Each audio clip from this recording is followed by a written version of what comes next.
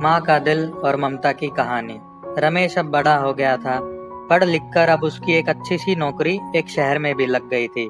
कुछ दिनों के बाद उसके माँ बाप ने उसकी शादी एक सुंदर और सुशील लड़की से कर दी। वह भी नौकरी करती थी। अब रमेश और पत्नी दोनों जॉब करते हुए एक साथ ही शहर में बस गए थे। कुछ दिनों के पश्चात रमेश के पिताजी भी इस दुनिया को छोड़कर चले गए, जिसके बाद उसकी माँ एकदम अकेली सी हो गई थी। इसलिए रमेश अपनी माँ को अपने साथ रहने के लिए शहर ले आया। एक दिन की बात है, सुबह रमेश की पत्नी को ऑफिस जल्दी जाना था, तो वह सब कुछ जल्दी से तैयार करके रमेश का खाना पैक करके ऑफिस चली गई। फिर इसके बाद रमेश भी जल्दी जल्दी तैयार होकर ऑफिस निकल गया था।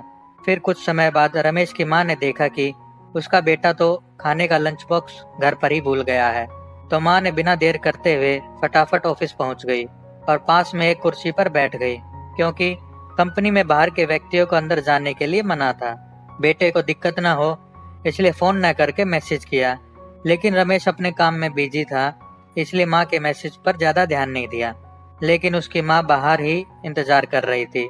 इस तरह कई घंटे बीत गए और इस बीच कई मैसेज भी किए, लेकिन रमेश का कोई उत्तर नहीं आ रहा था। इस तरह रमेश की माँ को चिंता होने लगी थी। लेकिन रमेश अपनी माँ के कई मैसेज आने के बाद वह अंदर ही अंदर खूब गुस्सा होने लगा था।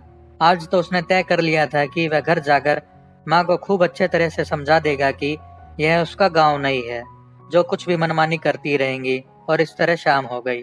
अब रमेश घर जाने के लिए कंपनी के बाहर निकला तो देखा उसकी माँ तो यहीं खड़ी है, जिसे देखकर उसका गुस्सा अब सातवें आसमान पर था और बिना कुछ पूछे ही अपनी माँ को डांट फटकारने लगा कि पहले आप घर में खाली बैठे बैठे मैसेज से परेशान करती रहती हैं और अब तक कंपनी में भी आ गई हैं, और यह गांव नहीं है जो मनमानी करती रहोगी।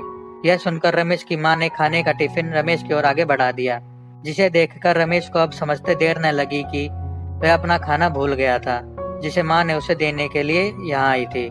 इसके बाद रमेश की माँ बोली, बेटा भले ही तुम बड़े हो गए हो, बड़े शहर में रहने लगे हो, अच्छे बुरे की ज्यादा समझ आ गई हो, लेकिन मेरे लिए आज भी मेरे कलेजे का टुकड़ा ही हो, जिसे मैंने बचपन से लेकर आज तक बड़ा किया है।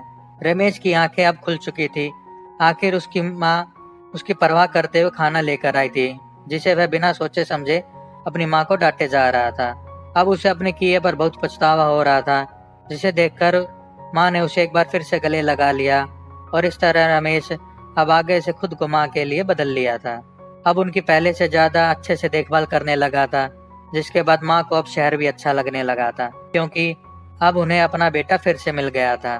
तो दोस्तों, इस कहानी से यही शिक्षा मिलती है कि एक तरफ जहां हम पढ़ लिख कर खुद को ज्यादा ही समझदार समझने लगते हैं, जिसे जाने अनजाने में माता पिता की बातों को गलत साबित करने में लग जाते हैं, लेकिन हम सभी यह भूल जाते हैं कि जिस माँ बाप ने अपने बच्चों की खुशियों के लिए अपनी खुशियों तक का त्याग कर दिया हो, भला वो माँ बाप अपने बच्चों का बुरा कैसे कर सकते हैं।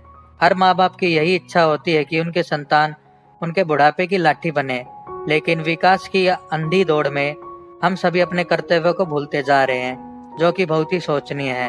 अगर हमारे माँ बाप हमें पाल सकते हैं तो बुढ़ापे में हम उनका सहारा क्यों नहीं बन सकते।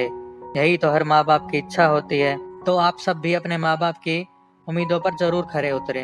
तो दोस्तों, मैं उम्मीद करता हूँ कि आपको यह कहानी अच्छी लगी होगी। हमें कमेंट करके जरूर बताएं और वीडियो को लाइक करें और चैनल को सब्सक्राइब करना मत भूलिएगा।